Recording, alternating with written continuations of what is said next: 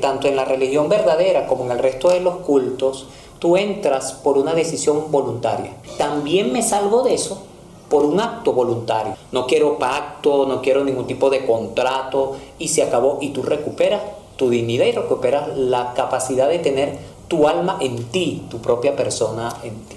Bienvenidos a Controversias para Jóvenes Católicos, en esta oportunidad tratando el tema de falsas religiones. En compañía de William Rodríguez, mi nombre es José Borregales y dentro de este tema, que va a ser un poquito variado, como una cajita feliz, de repente nos quedemos con alguno un poquito más extenso, con otras falsas religiones lo abordaremos un poquito, no sé, superficialmente, pero parto desde una película que se estrenó hace poco, se llama Ruega por Nosotros, del 2021. Resulta que es una virgen que como que hay una posesión maligna detrás, y ahí se va la trama de la película, pero está basada en un hecho real que tiene que ver con San Pedro de Verona, al cual a grosso modo él, ante los que creían que era una aparición de la Virgen, él resulta que le muestra a la Virgen como que el Santísimo Sacramento. Le dice: si tú eres la Madre de Dios, bueno, adora a tu Hijo, y hasta allí llegó la posesión, ¿no? Obviamente que con Jesús no pudo nadie y allí se acabó. Pero interesante cómo bajo ciertas cosas que suceden, la gente, a algunas le da curiosidad, a algunas le genera así como estas películas de terror, incluso hay gente que les gusta verlas, que si El Conjuro, que hay parte de... tiene que ver desde el punto de vista de la fe con que hay posesiones, el mal existe, ¿verdad? Y entonces, bueno, Dios en el Evangelio dice que reprendía a los demonios. Hay gente que tiene como una sensibilidad particular, y entonces como que le da crédito a este tipo de historias. Pero surge una cantidad de ramas, de cosas antiguas, de cosas nuevas, que ya nadie puede parar. No sé si usted conocía esa historia de San Pedro de Verona. Sí, la conocía por encima. No recordaba bien el santo, porque hay una historia similar con San Felipe Neri, ¿no? Que tenía el don del discernimiento de espíritus, ¿no? Para saber cuándo un espíritu era bueno y uno malo. Pero en los detalles no lo conocía. Bueno, con respecto a este tema de las imágenes asociadas a la iglesia, pero que también hay como unas confusiones, sería bueno nombrar al que fue hace poco beatificado, que es José Gregorio Hernández, ¿verdad? Que también habían como ciertos rumores de que no lo beatificaban porque la gente lo utilizaba para ritos y tal. ¿Qué tan cierto? O sea, que esos rumores, ¿cómo podemos manejar o desvelar muchos de estos rumores? Mira, ahí en el caso del uso de la figura prominente, sin duda, del ahora beato José Gregorio Hernández, se han dicho tantas cosas, y una de las cosas que se ha dicho, que es real, es el uso que de él se ha hecho en el culto santero, en distintas variaciones, porque además no solo hay un culto santero, aunque hay uno fundamental entre nosotros, que es el culto santero africano, llamado también Yoruba, que se llama así porque ha venido de las islas del Caribe y posiblemente de Cuba. Y a Cuba llegó precisamente del África, proveniente de una región del África llamada Benín, ¿no? Sí se ha usado a José Gregorio Hernández, su figura, su presencia, su recuerdo, para meterlo en lo que hoy llaman panteón. O sea, han hecho una especie de... Así como en nuestro cielo católico, en la doctrina teológica nuestra, así como hay dominaciones, tronos, principados, potestades, se supone que hay en el cielo ese tipo de órdenes, por llamarlo de alguna manera. Ellos que quieren emular, al fin y al cabo es eso, quieren emular nuestra manera de pensar, el cielo y también el infierno. Entonces ellos tienen panteones, y dentro del panteón los santeros han puesto a José Gregorio Hernández. Yo leí hace relativamente poco una declaración del cardenal salesiano Rosalio Castillo Lara, donde él dice una cosa que es así en el proceso del estudio, proceso diocesano, del estudio de José Gregorio Hernández, que fue que eso, si al comienzo tuvo una cierta importancia e influencia, después quedó ahí, después quedó allí, porque una vez que tú examinas las virtudes del candidato y te das cuenta que José Gregorio Hernández vivió las virtudes teologales y también las cardinales en grado heroico, ya no hay nada que hacer con eso. O sea, otros pueden hacer X o Y práctica, pero el doctor Hernández no estuvo nunca metido en eso. Más bien yo tengo el testimonio de las cartas de José Gregorio Hernández que publicó la editorial del Nacional, como cuando él recién graduado de médico iba a la rural, a su pueblo, es el año 1888, va él a su pueblo de nacimiento, a Inotú, y entonces intenta ubicarse, y cuando va a Valera, entonces él se queja de cómo la gente ahí tiene muchas creencias extrañas, y creen en el mal de ojo, y creen en la gallina, lo que él llamaba la gallina negra, o sea, creen en los conjuros y ese tipo de cosas. Y él dice, es muy difícil combatir esa mentalidad porque la gente cree en muchas de esas cosas, pero no hace caso a la ciencia, a la medicina, y no tiene la verdadera religión. Eso ahí me llamó mucho la atención porque me parece que es una clave para decir que José Gregorio, él en esto no estaba metido. Yo creo que esta duda sí es mía respecto al tema de colocarle una bata blanca, ¿verdad?, para las imágenes. Quizás sirva como para que la gente también no evite esta relación, ya que las imágenes de José Gregorio Hernández, la típica es la de sombrero negro con el traje negro. Yo me imagino que para la imagen del nuevo beato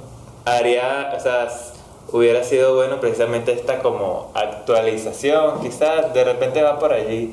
Sí, es que en realidad es lo que va a hacer la iglesia venezolana, va a escoger una figura lo más real y lo menos confuso. Porque, o sea, el arte de esto, y por eso a este encuentro de hoy lo hemos querido titular así, falsas religiones, porque el drama de esto es la mezcla, el sincretismo, y mucha gente cae precisamente en este tipo de cosas, porque en toda mezcla hay elementos que son buenos y que son valiosos y que son respetables, y hay elementos que no lo son.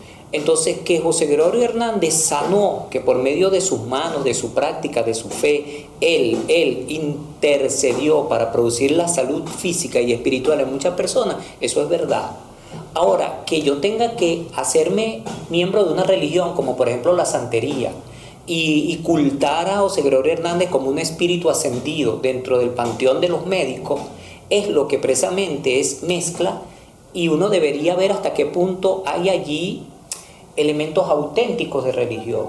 La religión tiene una sola, una sola vena, una sola columna vertebral. O sea, la religión es la actitud del hombre frente a Dios de sumisión, de obediencia. El espíritu religioso le dice a Dios, hágase tu voluntad. Lo que uno encuentra en estas falsas religiones es una actitud diametralmente opuesta. Es, yo quiero que se haga mi voluntad. Entonces, como yo quiero que se haga mi voluntad, tú me sirves a mí. O sea, Dios, tú me sirves a mí. O sea, yo te voy a dar una serie de sacrificios, yo te voy a dar una serie de ritos, yo te voy a dar una serie, para que tú hagas lo que yo quiero y necesito. Claro, ahí entonces nosotros nos encontramos esa gran dificultad. O sea, la dificultad de dos asuntos absolutamente contrapuestos, ¿no? Y por eso es que en este encuentro, en esta charla, quisiéramos nosotros poder ayudar a que se distinga, ¿no? Y en el caso de José Gregorio Hernández hay que distinguirlo. Yo creo que la bata blanca, ¿para qué sirve? Sí, sirve para que a los que entran en el primer nivel de la santería yoruba, que le llaman los iniciados, los llamados creyentes, ellos deben vestir un tiempo de blanco y deben no verse en un espejo y una serie de prácticas que ellos hacen.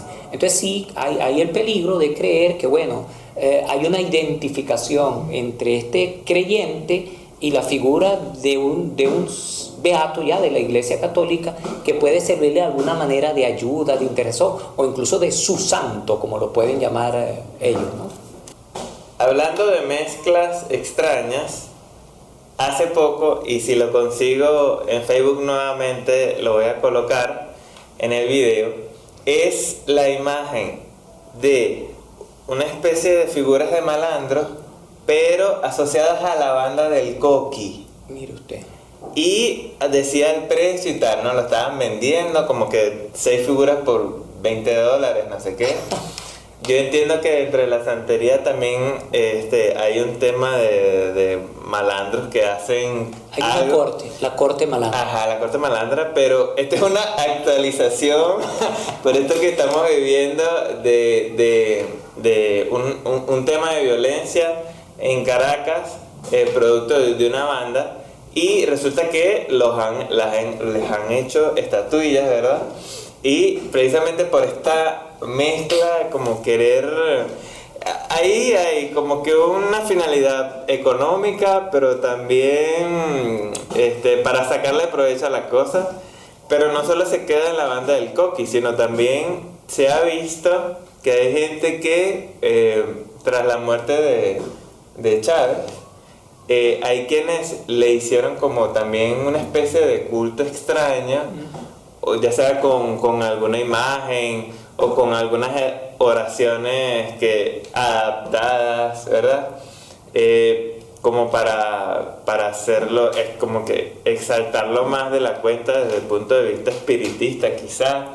Yo no me he adentrado mucho en ello, pero por las redes uno ve cantidad de cosas. Entonces, este tipo de mezclas precisamente es de las que surgen, pero pareciera que hubiera también algo en el hombre como que lo apuntara a eso, por algo propio del ser humano, ¿no? De repente. Yo creo que en la antropología teológica hay una cosa fundamental. Los seres humanos no solo somos espíritus, y Dios sabe eso. Dios nos ha creado como espíritus encarnados. O sea, nosotros tenemos cuerpo. Y precisamente al tener cuerpo tenemos las necesidades y las finalidades propias del cuerpo. El cuerpo necesita y vive en un mundo corpóreo, en un mundo material. Entonces, esto es lo que hace que en nosotros, a menos que esta tendencia de alguna manera se equilibre y se domine, entonces tengamos cosas como esa. También en el culto católico hay una cosa muy clara, por ejemplo en la teoría y teología sacramental. En todos los sacramentos hay materia. Materia significa que en todos los sacramentos nosotros tenemos un componente material, pan, vino, agua, aceite. En algunos casos hay una cierta discusión teológica, porque bueno, no habiendo algo como esto, hay un consentimiento, y entonces se entiende que es el consentimiento, propiamente hablando, la materia. Pero lo que te quiero decir y lo que les quiero decir a todos los que nos ven es que hay una clara tendencia del ser humano, que es corpóreo, a buscar ayudas corpóreas, a querer tener cerca esas mediaciones corpóreas. Y la religión debe y puede servirse de esas mediaciones corpóreas para que ellas nos lleven aún más allá de ello. Entonces, por ejemplo, nosotros tenemos símbolos humanos. Nosotros socialmente nos damos la mano, nos damos un abrazo, nos damos un beso, etc. Entonces, esa manera corpórea de ayudarnos a vivir y a existir, de eso se sirve toda religión, no solo la nuestra, toda religión, para llevarnos aún más allá. Como yo te decía, mira, nosotros tenemos en este mundo una organización. Este mundo está organizado socialmente. Nosotros hablamos de clases sociales, grupos sociales, profesiones, grupos etarios. Tenemos este mundo organizado. Nosotros suponemos por la organización material de este mundo que la organización de otro mundo, del mundo espiritual, debe ser similar. Y así como, por ejemplo, nosotros aquí apenas abrimos los ojos, vemos jerarquías, vemos unos que mandan y otros que obedecen, nosotros más o menos proyectamos trascendentemente esta realidad de este mundo en un submundo, por ejemplo el infierno, y en un supermundo, por ejemplo el cielo. Así que esto es muy natural. El drama es que nosotros hagamos, y me parece que eso es otro de los elementos de las falsas religiones, y en concreto de esta que estamos comentando. A mí me parece que lo peligroso es que nosotros la mediación material o las ayudas materiales las convirtamos en el fin. Es decir, el pan que nosotros tenemos corporal es un pan que nos debe llevar al alimento verdadero, que es espiritual. Ojalá ellos pudieran, ojalá en las falsas religiones, yo pudiera, digamos, en medio de estas ayudas, no quedarme en ellas. O sea, me quedo entonces en la vela, me quedo entonces en el animal para el sacrificio, me quedo en la sangre, o incluso a veces me quedo en los pasos que hay que dar. Entonces eso es lo propio del ritualismo, que en las falsas religiones existen. En nuestra religión hay ritos, pero intentamos no caer en el extremo del ritualismo, en donde tenemos que hacer cada cosa exacta, dando exactamente los pasos, diciendo exactamente las palabras. Esto es lo propio de las falsas religiones y en concreto de la magia, en donde la gente cree que, bueno, que tiene que echar con la mano puesta de tal manera, si se le cae la sal 3 veces hacia atrás la sal, porque si no lo hace 3 veces, sino 2 veces o 2 y media, eso no se realiza. Entonces las personas se vuelven locas con esta manera.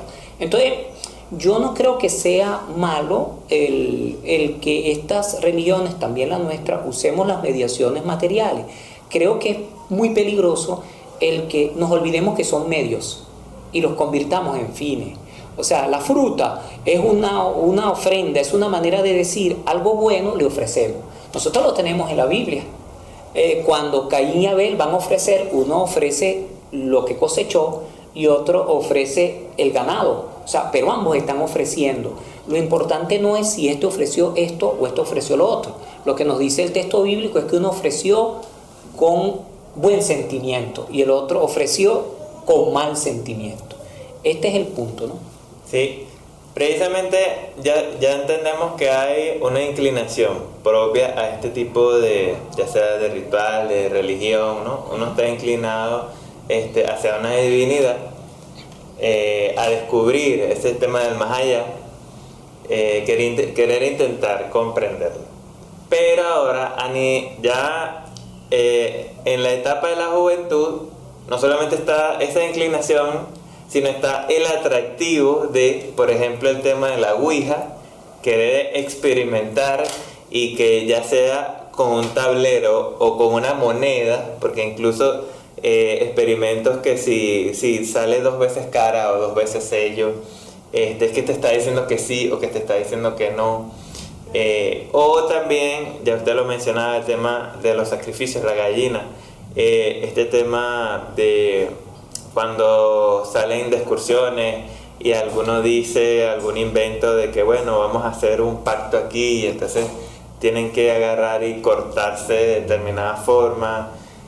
A veces se puede parecer mucho a lo satánico y hay quienes ya se inclinan de una vez hacia eso por un tema de rebeldía, rechazo. Entonces está la estrella de la cruz invertida o la estrella de 5 puntas al revés.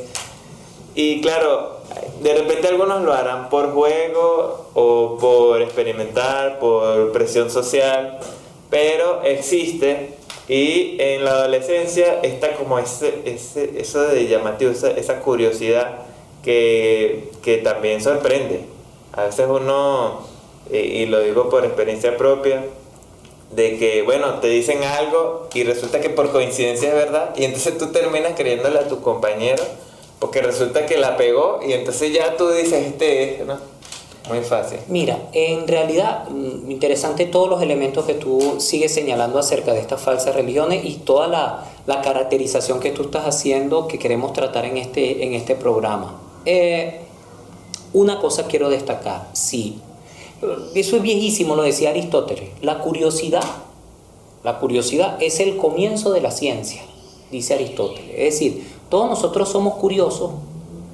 Esto está inserto en la naturaleza humana y precisamente esa curiosidad nos puede llevar, por eso es importante el acompañamiento, por eso es importante la formación de los sentidos y del criterio, para que la curiosidad nos lleve por donde nos debe llevar, para que nosotros, sabiendo que tenemos una luz natural que nos lleva a querer saber, a querer conocer, ese querer saber, ese querer conocer, no se desboque o no vaya a espacios, a lugares en donde ya la persona no tiene el control. O sea, la diferencia entre la recta religión, otra de las diferencias entre la recta religión y una falsa religión, es que en la recta religión el fin es Dios, el Dios verdadero. Y en la falsa religión hay otra cosa. Y eso queda en el misterio, incluso para el sujeto que está entrando en ella. ¿Ve? Por eso estas religiones se llaman ocultistas, mistéricas, porque aquí está cerrado. Y te inician a ti diciéndote, ya va, tú no comprendes ahorita mucho porque estás en el primer nivel. Después tú vas a ir comprendiendo. Y la persona, como tú dices, con la curiosidad va diciendo, en el próximo nivel me van a enseñar más. Y entonces te van incrementando la curiosidad. Y esto es lo que hace que la persona se apegue y al final descubra qué es lo que está detrás de las falsas religiones. Al pan pan y al vino vino. El espíritu del mal, Satanás. Los diablos, por llamarlo de alguna manera. Y eso es lo que está en la santería, y eso es lo que está en la magia, y eso es lo que está en los ouija, y eso es lo que está en la bola de cristal, y entonces poco de cosas que hoy tendríamos que hacer un programa como a 60 capítulos para hablar prácticamente de todas las cosas que hoy hay. Pero lo que tú dices es verdad, no hay que negarlo. Como educadores tenemos que estar pendientes de que el muchacho tiene esa curiosidad, y al tener esa curiosidad nosotros debemos buscar la manera de conducírsela bien, de hacerle ver al muchacho que no es malo ser curioso. Lo malo es meterle a la curiosidad sin criterio, o sea, sin saber qué voy a hacer yo con eso. Por eso que, muy bien lo que tú acabas de decir, hay edades para eso. Y la edad para formar el criterio en el muchacho es la edad cuando comienza a tener juicio, cuando comienza a tener razón.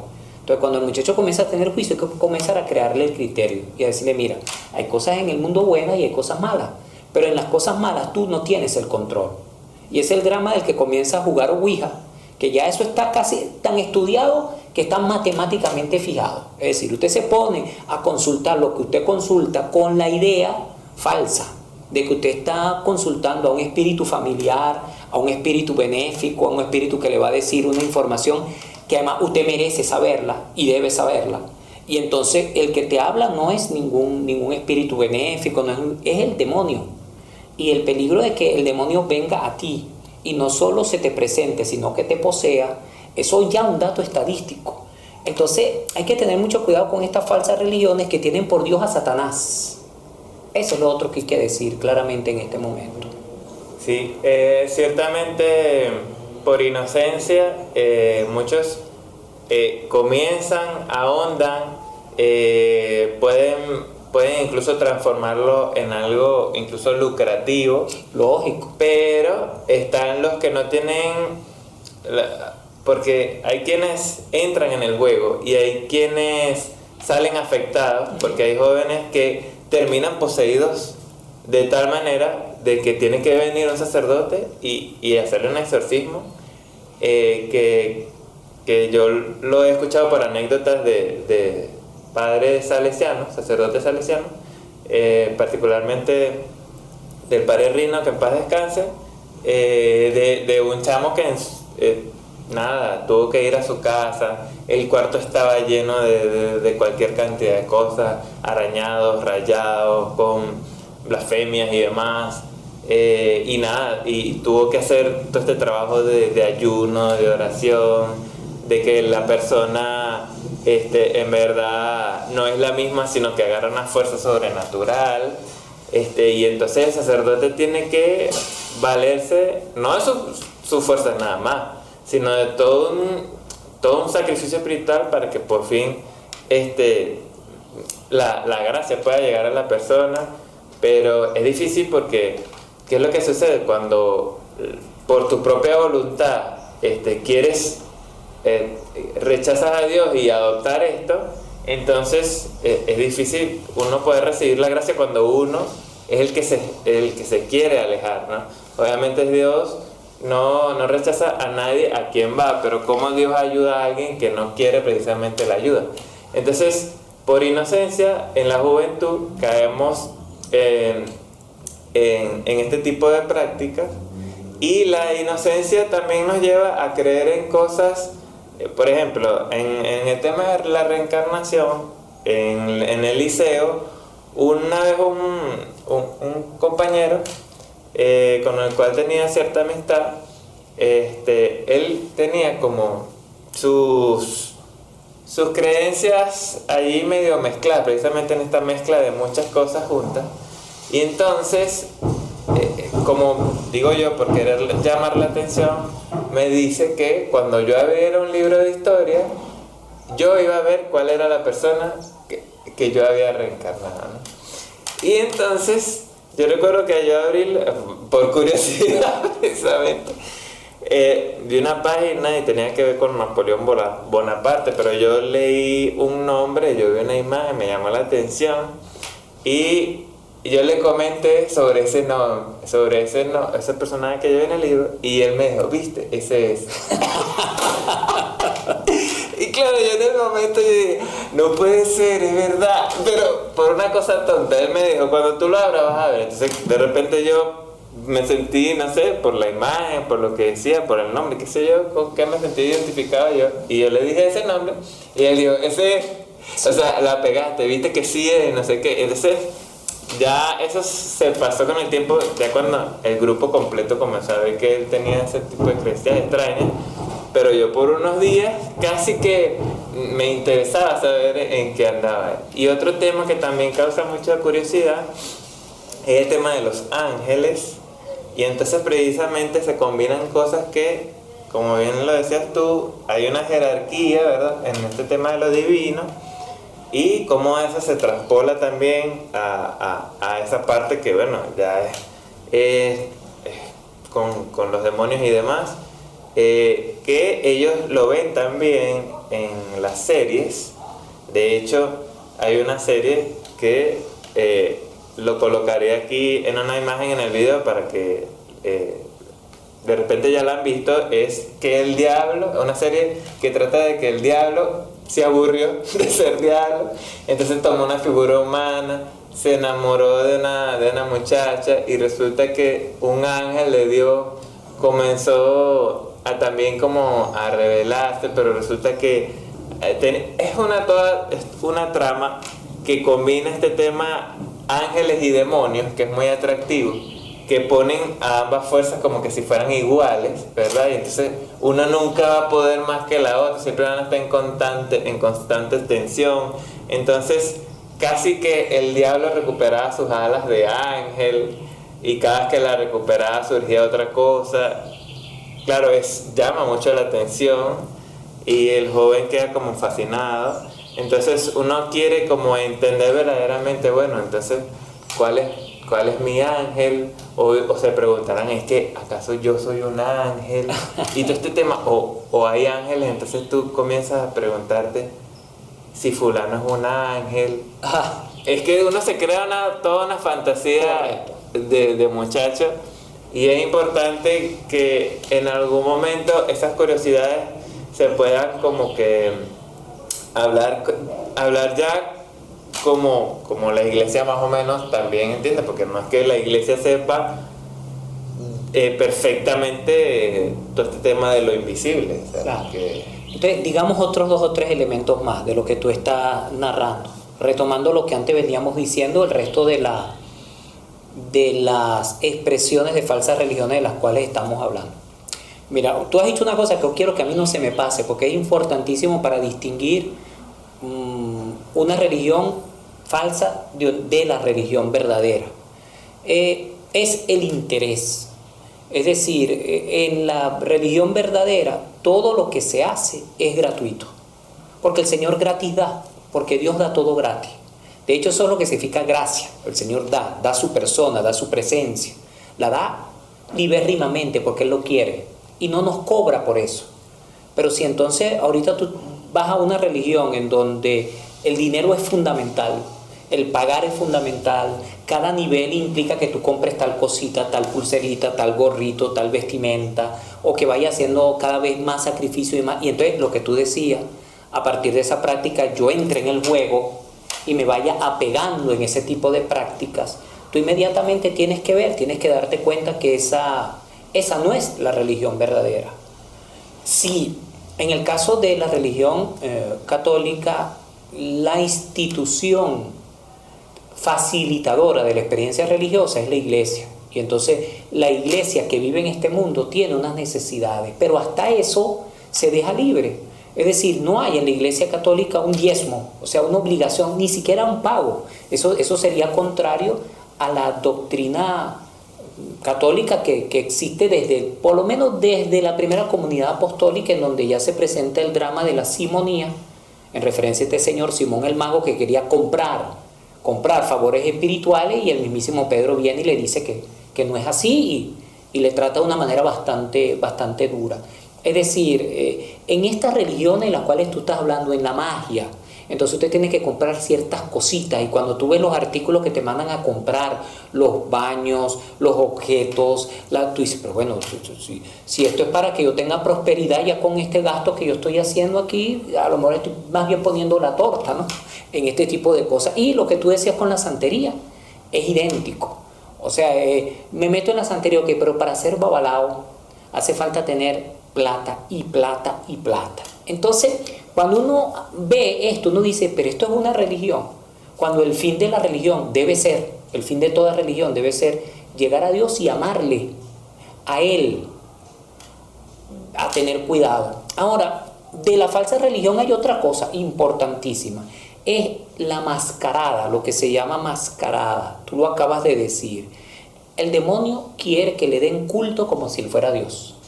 Cuando el demonio se le aparece a Jesucristo en el Evangelio de Lucas, le dice, claro, yo te voy a dar todo esto si me adoras. O sea, es como si fuera muy importante para el demonio parecer Dios, y quiere el culto que se le da a Dios. Entonces ahí es donde viene el problema, que hay en el satanismo, que hay en la santería, que hay en todas estas formas de magia, que hay detrás de la ouija, que hay detrás de la masonería, que es otro tema interesante, y de todas las formas de nueva era. Lo que hay es Satanás, que quiere un culto similar, que se enmascara como si fuera Dios y se viste como si fuera Dios, para que nosotros le demos a él el culto que solo debemos darle al Dios verdadero. Yo quisiera que este criterio lo tuviéramos claro, el criterio según el cual las falsas religiones lo que hacen es una copia burda y mala, pero una copia de todo lo que nosotros hacemos. Hay sacerdotes en la iglesia católica, ellos tendrán sacerdotes también negros, sacerdotes satánicos, sacerdotes de la nueva era, sacerdotes mágicos, etcétera, porque aquí hay un sacerdocio. Nosotros tenemos templos, ellos tendrán un lugar de sus templos para hacer sus cosas. Nosotros tenemos sacramentos, ellos tendrán cosas similares a los sacramentos. Nosotros tenemos algún sacrificio, decimos nosotros, el sacrificio de la Sagrada Eucaristía. Entonces ellos tienen que tener un sacrificio, es decir, todo es una copia muy burda. Si nosotros tenemos misa, ellos tienen misa negra. ¿Ve? Es una copia para que el demonio reciba el culto que solo se le debe dar a Dios.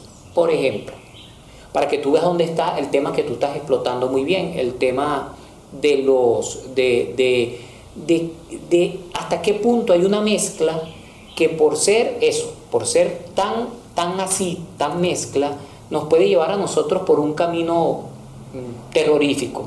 ¿Qué decimos los católicos? ¿Que no hay santo? No, los católicos decimos que hay santos, pero decimos una cosa que es fundamental en la verdadera religión.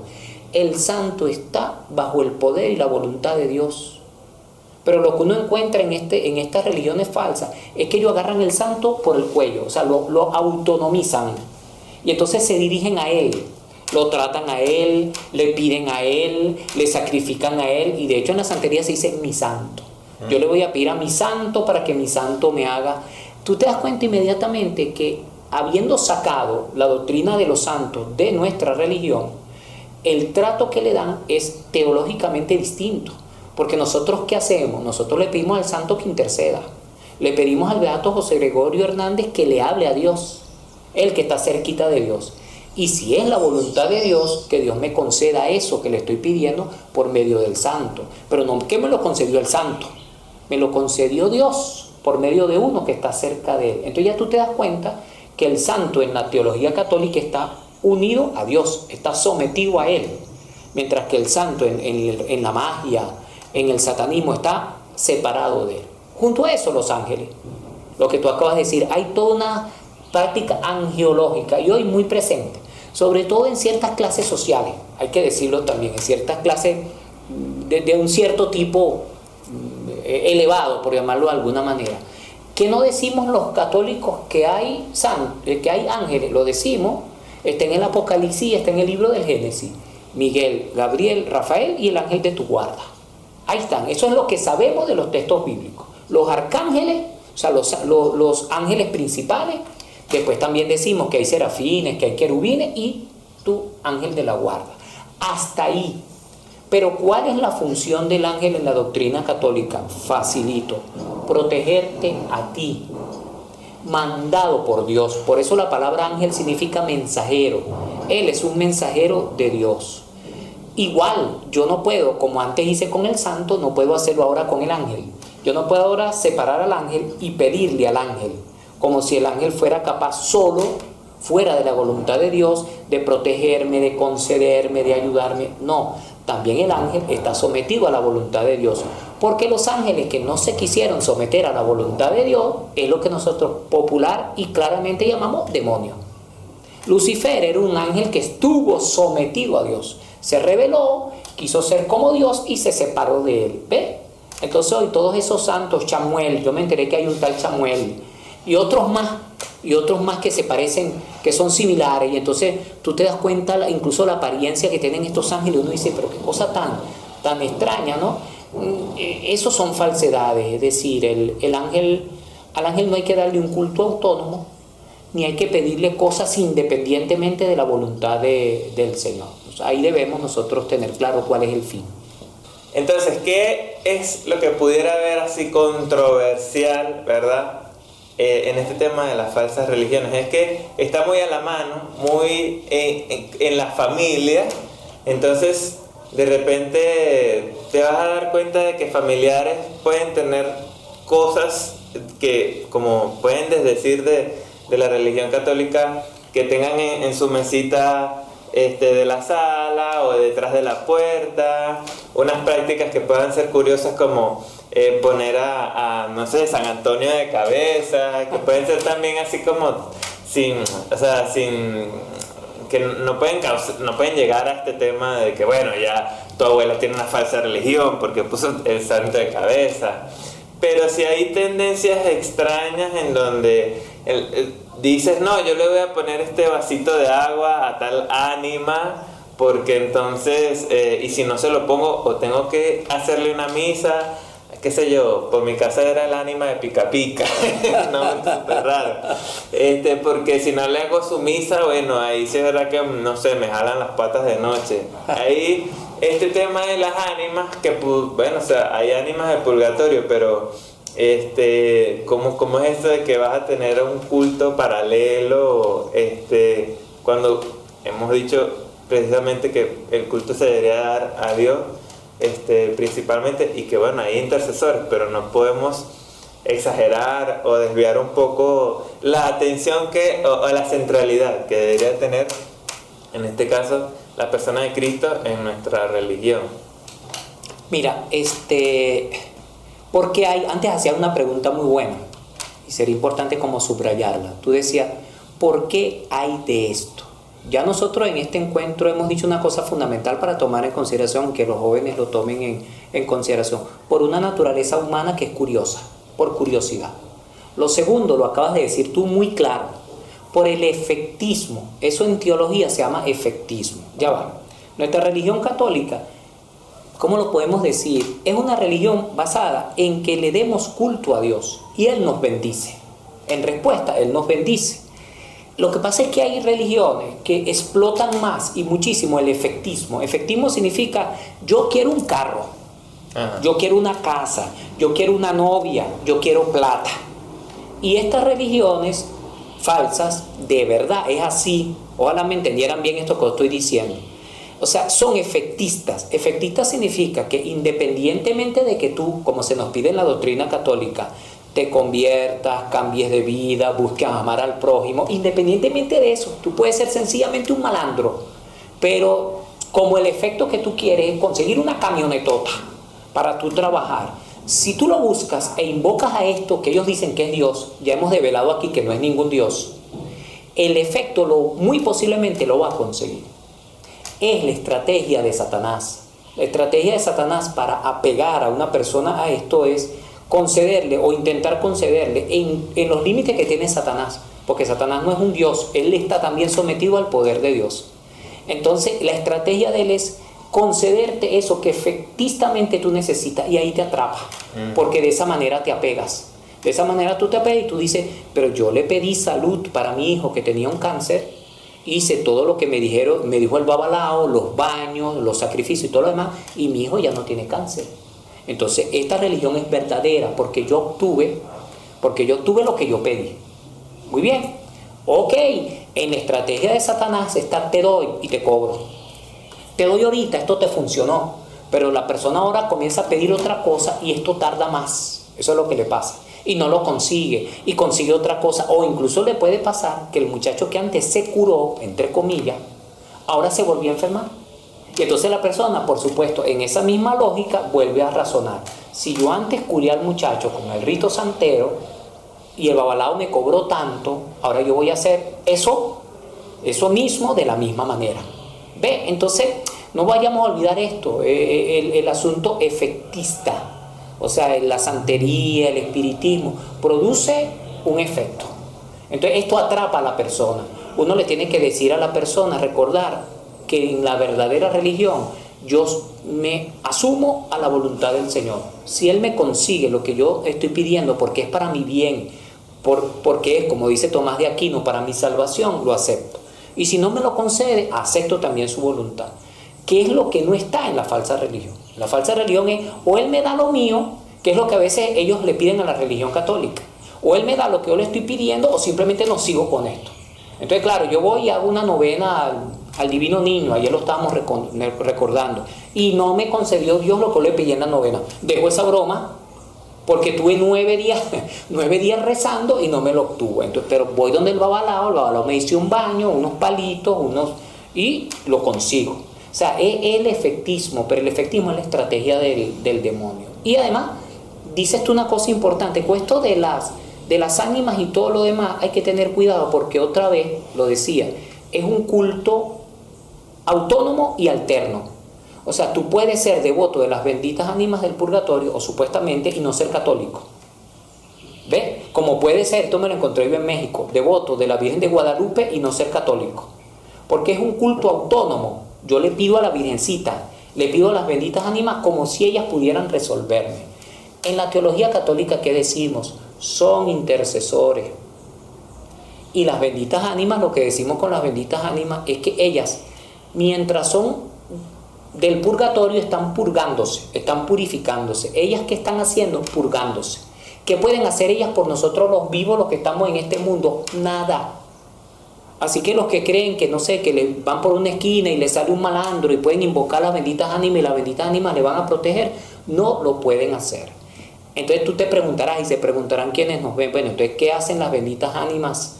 Las benditas ánimas, si con la oración nuestra, con nuestros ayunos y sacrificios, se salvan y llegan al cielo, ahora en agradecimiento, ahora que están salvadas, ahora que ya no son ánimas del purgatorio, pueden interceder por nosotros y ayudarnos. Total.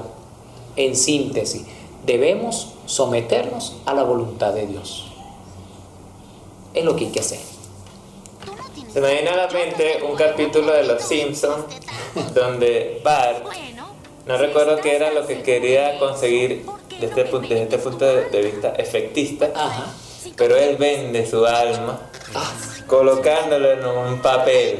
Mira tú. Y en el capítulo ese papel va de mano en mano por alguna razón, y él anda en búsqueda de ese papel desde el momento en que él intenta él exhala el aliento frente a un vidrio y resulta que todos lo hacen marcando su nombre y él no lo o sea, el aliento no se marca en el vidrio, y entonces ahí él se preocupa, ¿no? Y ahí se va la tragedia de Bart en ese capítulo hasta que logra conseguir el papel. Resulta que lo tenía un amigo, y mientras el amigo le cuenta, qué sé yo, cómo le consiguió, él se está comiendo el papel. Él se está comiendo el papel desesperado porque obviamente había vendido su alma, se dio cuenta de lo que había hecho y se come el papel porque él dice, de alguna manera tengo que volver, o sea, debo tener mi alma de nuevo, ¿ok? Bueno, esto que tú estás diciendo es central, porque fíjate que tanto en la religión verdadera como en el resto de los cultos, tú entras por una decisión voluntaria. Y las personas que están atormentadas, ojalá si alguien nos ve y tiene este tormento, se pueda quedar tranquilo. Es la doctrina católica que el Papa José Antonio Fortea ha expresado tanto. También me salvo de eso por un acto voluntario, porque hay gente que se asusta, ya yo hice un pacto de sangre, ya yo hice un pacto con Satanás, estoy perdido, yo voy condenado cuando yo muera. Entonces la persona vive verdaderamente atormentada, sea joven o sea adulto. Hay que decirle, no hay pacto que tú no puedas revertir, porque Dios está por encima de Satanás.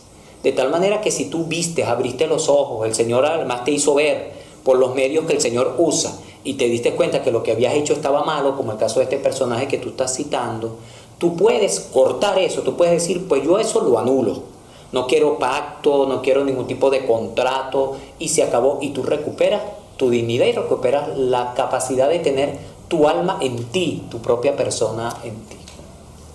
Dios es precisamente lo que quiere en nosotros, que seamos libres de verdad, y la Virgen María nos da un ejemplo, el mejor ejemplo. Ella dice, soy la esclava del Señor. Así es. Y eso la volvió la mujer más libre de todas. Sí. Precisamente que sirva como una reflexión para que en verdad todos caminemos hacia esa verdadera libertad.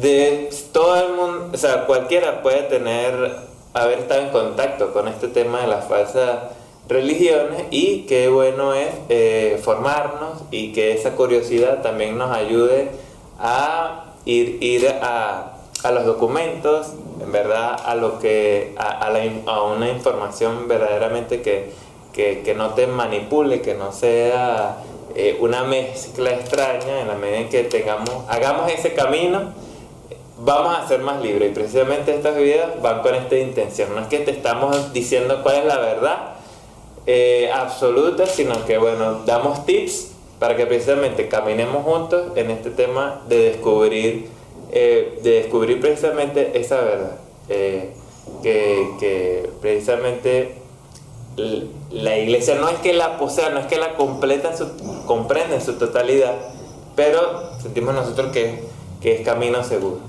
Entonces, de esta manera terminamos este capítulo. Chévere. Muchas gracias, Will. A ti.